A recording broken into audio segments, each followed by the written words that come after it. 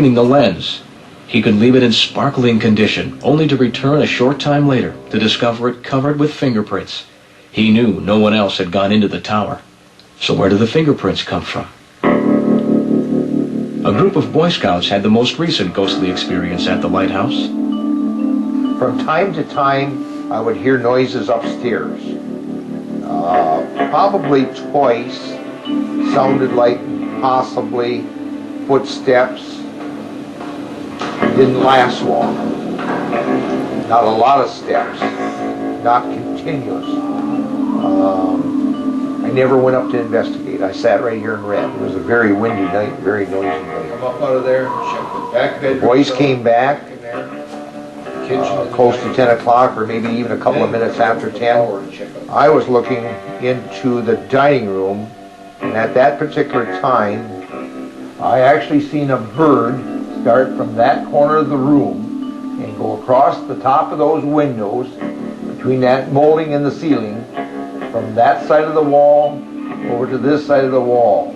A distinct bird, fluttering, flying, moving. The shadow was there constantly, never changed. After it got over here, it disappeared. I never seen it again. The boys had bought 3 cigars downtown at the cigar store. The intermediate one went on the second post on the banister going upstairs. Well, that'd be the third post. On the third post on the banister going upstairs. We always had activity in that dining room. You know, we've had activity in the kitchen. So, seeing you got 2 cigars left, there should be a cigar put in the dining room and one in the kitchen. Now, the one that we noticed moved first was the one on the banister. The others didn't move. The one on the banister moved actually from that third banister post down to the second one. And we were all down here. There was nobody up there. We were all down in this living room. Then it was late. It was like maybe 3:30 or so. Jim, hear that? That cigar from the dining room table actually moved into Let's go the check it kitchen. out. Let's go check it out. They moved complete tables. It moved complete rooms. There it is, Jim. Right there. How could that cigar do that? Why didn't we see it floating through the air? In the same way with the cigar on the dining room table, why wouldn't you see that thing move from one position to another? You know, why would it end up in the kitchen table with nobody seeing it move through the air? Or does it actually disappear and then reappear? Today, no one lives in the lighthouse. It's inhabited only by a forsaken lightkeeper, destined to keep watch for all eternity.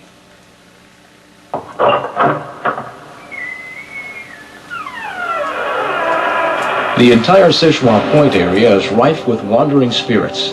Captain Townsend certainly has supernatural company. These 2 small houses, just several miles or so down the lakeshore, are reputedly home to other lost souls. Like the lighthouse, they were built around the turn of the century as part of a small fishing community. A long time ago, a young boy was out hunting. On his way home, he was walking up the road past the houses when his attention was drawn to an upstairs window in his grandmother's house. But the story is best told by the man himself, James Goodrow. I went to school that morning, and usually in the evening when we came home, I'd grab the gun and go hunting. So this evening I took our dog, which name was Spot, and I come down here to hunt rabbits back of me over there, Mount Cahars.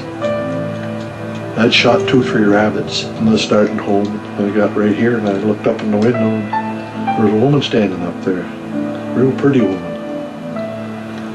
And I couldn't figure out why there was anybody there when everybody was supposed to be gone, so kind of got a cold feeling and I kept on offing her.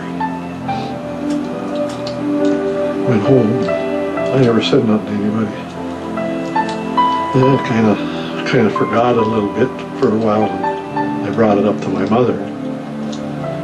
Asked her about it. She said, well, you never know. She said, there's things been seen down there and things heard, so you don't know what it is or who it was or if it was anybody.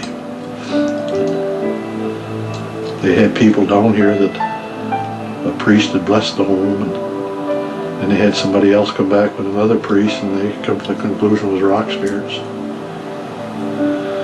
And it went on from that, and I've never said anything to anybody till about a year ago here, I guess. Yeah, she was the most beautiful thing I ever seen. I haven't seen nothing like her yet. One phenomenon unique to the Seul Point area is that of rock spirits, ghostly black shapes that float over the rocks along the shore. For centuries, local fishermen would see them when coming ashore from a long day's work. They never harmed anyone, nor were considered malignant. They were just there.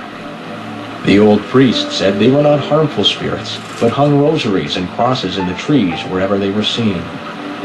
The wise men thought they were spirits continuing an ancient trek along the shore, a journey they had made for centuries. It is said the strange rock spirits still move along the lonely shore today, continuing their bizarre journey to some unknown place.